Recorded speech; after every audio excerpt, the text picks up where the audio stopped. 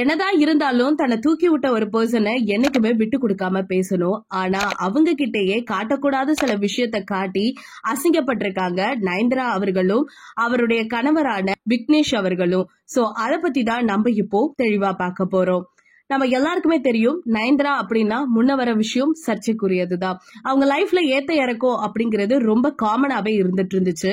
ஒவ்வொரு முறையும் அவங்க கீழே விழும்போதெல்லாம் யாராவது ஒருத்தவங்க கை கொடுத்து தூக்க வேண்டிய நிலைமை கண்டிப்பா வரும். அந்த நிலையில ரொம்பவே இம்பார்ட்டன்டான பர்சனா இவங்க கூட இருந்தது யாரு தெரியுமா? நம்ம நடிகர் தனுஷ் அவர்கள் தான்.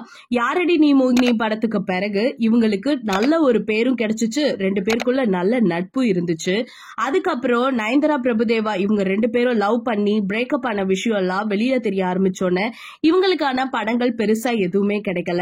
அதுக்கப்புறம் எதிர்நீச்சல் படத்துல ஒரே ஒரு பாட்டுக்கு மட்டும் நயன்தாரா வந்துட்டு ஆடிட்டு போவாங்க. அதுக்கப்புறம் நான் இருக்கேன் அப்படிங்கறத நயன்தாரா சினிமா இண்டஸ்ட்ரியில ரசிகர்கள்ட்ட காட்டுற மாதிரி தான் அந்த ஒரு விஷயம் இருந்துச்சு. அதுக்கப்புறம் சினிமா மார்க்கெட்ல நல்லாவே அவங்களுக்கு பேரு புகழும் வந்துட்டு இருந்துச்சு. அதுக்கப்புறம் தான் காதாம்பரி கேரக்டர் ஒண்ணு பண்ணனாங்க. சோ அது ரொம்பவே தூக்கி விட்டுச்சு. அதுக்கு காரணம் வேற யாரும் கிடையாது, நம்ம தனுஷ் அவர்கள் தான். நானூறு விடிதா படத்தோட கதையை நிறைய பேர்கிட்ட சொல்லியுமே யாருமே அதுக்கு ஒத்து வராத போது தனுஷ் முன்ன ஏன் விக்னேஷ் சிவனை இயக்குனராக்க கூடாது, அந்த படத்தோட தயாரிப்பாளரா இல்லாம இந்த படத்துல படம்பிடிப்பு அப்படிங்கிற விஷயத்துல நயன்தாராவை ஏன் உள்ள கொண்டு வரக்கூடாது அப்படின்னு 2 பேரையுமே கொண்டு வந்தாங்க. அதுக்கப்புறம் தான் தெரிஞ்சிச்சு 2 பேரும் அந்த படத்தோட படமா சேர்ந்து இவங்களும் காதல் ரீல் ஓட்டிட்டு இருக்காங்கன்னு சொல்லிட்டு. பாதி நேரங்கள்ல ஷூட்டிங் ஸ்பாட்ல இருக்கிறத விட இந்த காதல் கிழிகள் எப்ப பார்த்தாலும் வெளியில சுத்திக்கிட்டே தான் இருப்பாங்களா. இது தனுஷுக்கு ரொம்ப பெரிய பிரச்சனையாவே இருந்துட்டு இருந்திருக்கு. ஆனா அவரு வெளியே காட்டவே இல்ல.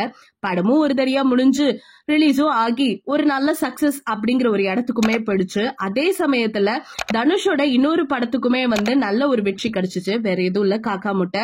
அதுல நம்ம ஐஸ்வர்யா நடிச்சிருப்பாங்க. இந்த 2 படத்துக்குமே விருதுகள் வாங்கினாரு தனுஷ். அடுத்தடுத்த சக்சஸ அவரால் ஏந்தவே முடியல. அப்ப ஒரு மேடையில தனுஷ் காக்கா முட்டையில நடிச்ச ஐஸ்வர்யா பத்தி புகழ்ந்து தள்ளியிருந்தாரு. ஆனா ஒரு தடவை கூட நயன்தாரா பத்தி எந்த ஒரு வார்த்தையுமே விடல. அப்பவே நமக்கு புரிஞ்சிருக்கும் இவங்க என்ன மாதிரி விஷயம் எல்லாம் பண்ணிருப்பாங்க அப்படின்னு சொல்லிட்டு. இந்த செய்தி தான் சோசியல் மீடியால பயங்கரமா இப்ப வைரல் ஆயிட்டு இருக்கு.